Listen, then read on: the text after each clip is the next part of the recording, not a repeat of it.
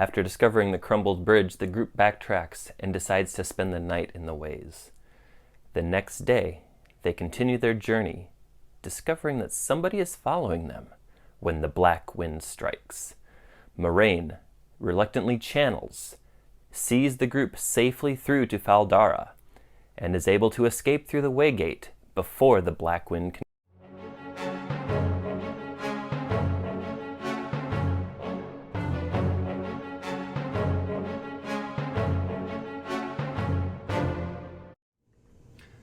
Hello and welcome to the Doctors Who podcast. My name is Chris. And I'm Chip. And I'm Brian. And we are in person for the first time since... Crazy. March? February? Yeah. I don't even know. Of 2020. Of 2020, yeah. So it's been a solid 17 months at least. But here we are, all fully vaccinated. I was jabbed by Pfizer. I was Pfizer as well.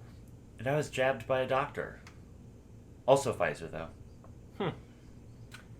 But here we are, talking about Chapter 45. We left off last time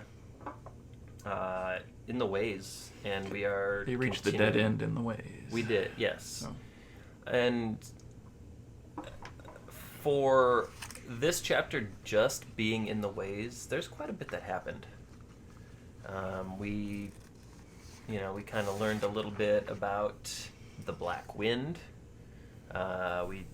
We got to just experience more of why Loial is so uncertain and why Moraine just pressures him, or how she just I feel like that's pressures him into kind of what it's she like does. peer pressure. Yeah, it stops when Come you on, give in. just do it.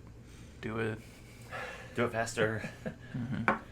But I think the ways kind of have a Minds of Moria feel to them, although from a plot standpoint it really serves a completely different purpose, but it does feel like it though, with Machin Shin instead of a Balrog. And I actually have this when Lan says that they're being followed, I get this very Minds of Moria when Gollum is following the Fellowship, and Gandalf's like, "It's Gollum. He's been following us for 3 days." That was a good Gandalf. It was maybe passable. Yeah, I don't know. Serviceable. Yeah. But yeah, that I think it does kind of equate. Shut your mouth. It does equate to kind of that Moria journey. I think when we're done with this book, it might be fun to just spend an episode talking about all the parallels to Tolkien. Mm-hmm. Yeah, there are a lot. Well, you could do an episode on Tolkien and then tie in Herbert and Dune and just kind of all these different things that really dovetail into it, that Jordan kind of takes these different things and makes them his own. And so why don't we... Another thing to do would be to talk about how Jordan's influenced other writers, because there's a lot of Harry Potter influences, things that kind of come out of this, since most of these came before the Harry Potter books. But yeah, that might be fun to talk about at some point. Might mean I have to reread the Harry Potter books. Yeah. Well, if that's a cross we have to bear, then... I mean, we'll take one for the team. Why don't we get our individual thoughts, and then we can jump into the conversation. And remember to use your outside voice. My outside voice, sorry. Chip. So this chapter and the latter half of the one prior, it's all takes place in the ways. And the ways are, I think I said this in the last episode, they're such a cool plot device, because as this world gets bigger, Jordan needs the ability to move these characters to different places in this world rather quickly at times. So the ways provide kind of a magical means of doing so that still seem relatively believable within the world that he's created. I think I said a moment ago that Moraine really seems to just push Loial into doing stuff that he doesn't really want to do. But then when you say that the wheel weaves as the wheel wills, then it's all part of the pattern. So, Loial is going to do it anyway, no matter who pushed him. I don't know. There's some odd things in here. I get tired of the girl talk and how Rand's just Egwene's jealous of men all of a sudden, and Rand thinks Perrin's better with girls than he is. So some of that gets tedious. But then things get really exciting after they camp for the night, and is it really night in the ways? They camp for a period of time in the ways, but then as they're making their way and they're trying to find that waygate to get to Fal Dara, they realize that the trollocs have been using the ways to get around, which is kind of frightening, but it explains how they got to different places pretty quickly. And then the whole idea of something following them, and then Rand hears wind in the ways, and Loial's like, there's not supposed to be wind in the ways, and then they realize it's Machin Shin, and it's the souls of all these people or all these beings that the Black Wind is eaten. I don't know, something like Consumed. that. Let's Consumed. just say consumed. Yeah, and then they finally do escape, but there's a lot that happens here, and it's not even a long chapter, but It's not. No, I thought the chapter was really well done. I felt like we had kind of a couple world building chapters before, and then we kind of slowly we had we were lulled into a sense of safety here in the ways, and it was nice having that reminder that with great convenience comes great danger. You not just that you can easily walk within the ways from point A to point B quickly, but you also face unknowns in there, and I thought that was a good tie. I liked Loial's ability to know his people's writing, but also it emphasized the fact that he is only 80 years old. He's not really A youngin. He's not. He's a youngin. Yes, for his species, he's very, very young. So it just played into that and felt more believable. The entire thing was captivating. Just the unknown enemy always is kind of a favorite genre or trope of mine, where you know something's back there but you can't see it. So I thought it was a very climactic chapter, and I thought it was a great read. So from my perspective, I'm going to disagree with Chip. I did find the bit where Egwene was jealous of Min, and then Perrin brought up Aram, and I laughed at that. I chuckled.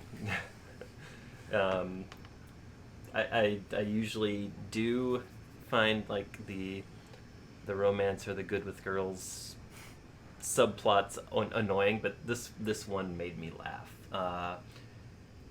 I do like kind of that realization that, oh, there are trollocs here, and this is how they got to the two rivers. And when we get to the part about the Black Wind, I do like kind of that revelation. So I'm on the hardcover, I'm on page 576 at the very bottom, because they ask, what is it?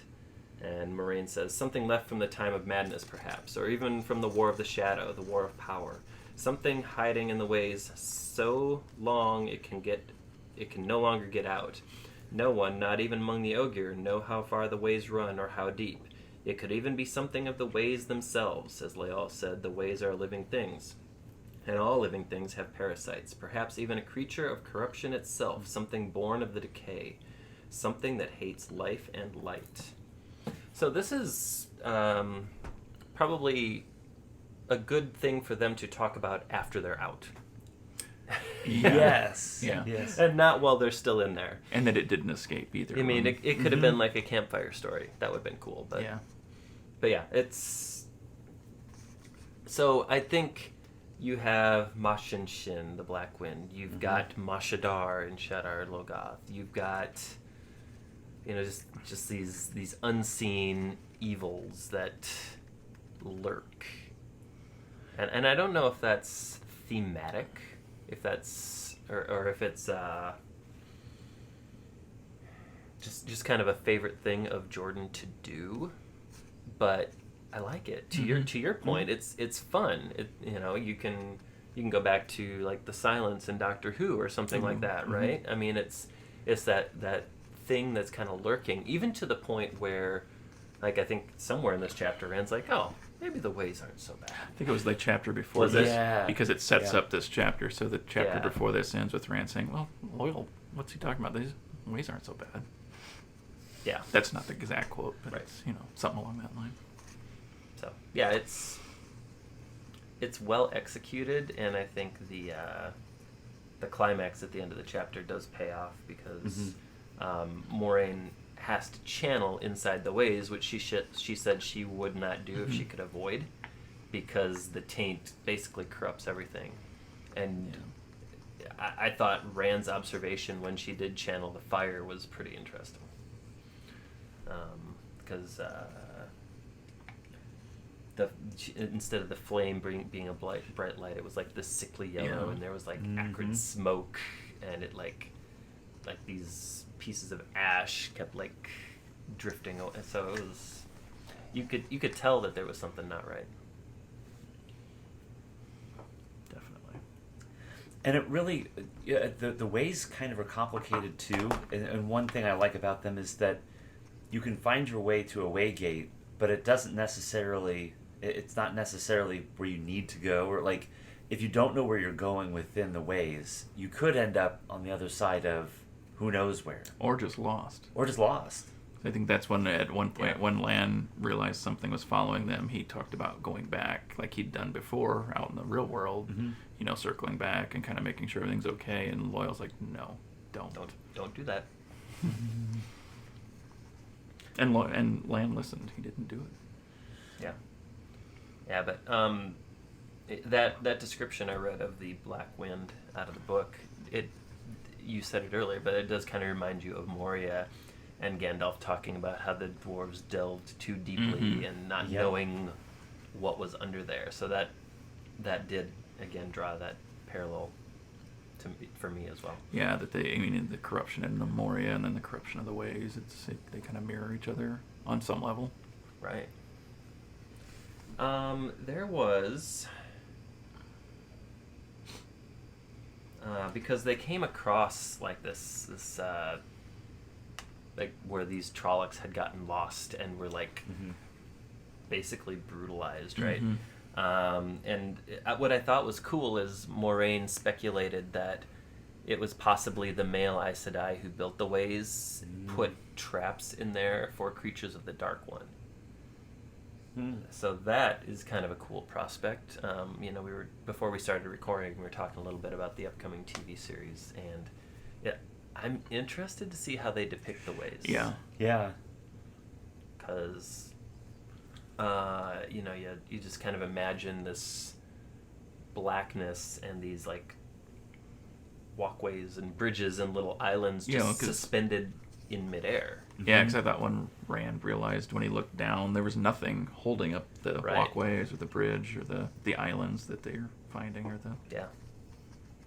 So that is, I think, didn't you say this year sometime it's supposed to be out, Chip? I thought it said by the end of 2021, so I'm guessing it'll be like a late November, 2021 December type thing. Yeah. And then they did also announce this week that there is a film trilogy based on the Age of Legends. So we'll get to see likely, Luce Theron going mad and the breaking of the world and the male Aes Sedai. Maybe we'll get to see the creation of the ways. Who knows? But because Moraine talked about how the male Aes Sedai did take refuge in the steadings, and the ways were a gift to the Ogier before they departed, thanking them for for granting them asylum. Where's the sanctuary? There you go. Yep, that's the word. So, yeah, it'll be interesting to see. I'm looking forward to it. Definitely. Is there anything else we need to touch on this? One of the quotes that kind of stood out to me in this one, Rand and Loial were having a conversation, and Rand said, "When this is over, Loial, you'll show me your steading, and I'll show you Emond's Field. No ways though. We'll walk, we'll ride, and if it takes all summer." And Loial's response is great. He's like, "You believe this will ever be over?" So, two things. I think Rand does this because Loial sees the sign for steading Shangtai, which is where he's from, and he's kind of wistfully homesick at that point. He's like, I could just go home and this would all be over. So Rand is like trying to kind of like build up his morale and make him feel a little bit better. But second is just the level of understanding that Loial seems to have about what's happening. I don't think that Rand the farm realizes boys don't what's know. going on yet. I don't think Rand realizes how big of a thing is happening yet. He will soon. So, question for the group. Is this a failing of Moraine to not give them the knowledge and the background that they need? Or is she right in maybe not telling them? I think that she has to let it come to them. That I don't know that they would understand or quite grasp what she tells them. Okay. not having read this before, I mean, there is with great understanding, the great burden of that knowledge, and if you are thrown that knowledge without having a proper background or naturally coming across it, it could be shocking. I kind of think she is playing the safer route and letting him kind of figure it out and having it unfold naturally before him. I don't disagree with that. Well, if you think about where things go and how she's really not controlled what Rand's done and allowed him to make his own decisions and let the wheel weave, she doesn't need to tell him. He'll get there eventually. Sure. Yeah. But I think he needs to get there so that he's got the wisdom to go with the knowledge. Mm-hmm. Good points. Yeah. What do you think? Well, I'm torn. I have a 7-year-old who, if you tell him something without the reasoning and the why, yep, mm-hmm. he bucks, like he pulls, and like he digs in his heels. So I can see the value of keeping some things if the personality of the person you're keeping them from lends itself to that method. But I mean, even if you take into account that Rand has realized that Tam's not his real father, that he was found on the mount, on Dragon Mount. But does he really believe that yet? He still is torn and having a hard time grasping the fact that he's not from the Two Rivers and that he's not, of the same heritage that his friends are. Sure. That he's kind of an outsider, even though he was raised there. He was not born there. But it just seems like even though he's heard that multiple times now, he still has a hard time grasping it. Mm-hmm. There's actually going to be, I think, in our next episode, we're going to maybe touch on that a little bit more, because there was one piece of dialogue that I wanted to touch on. So all right, we can dive into it then. You can join us next time for chapters 46 and 47. If you did like this video, please click the like button below. That's the thumbs up. Also, please consider subscribing and hitting that bell notification so that when we post new content, you get notified. And lastly, please leverage the comment section. We would love to have a conversation outside of this 16 minutes and 58 seconds, going into some additional detail, telling us what your favorite parts are, what you liked or didn't like. So please do that, and we will see you next time. And until then, Allons-y.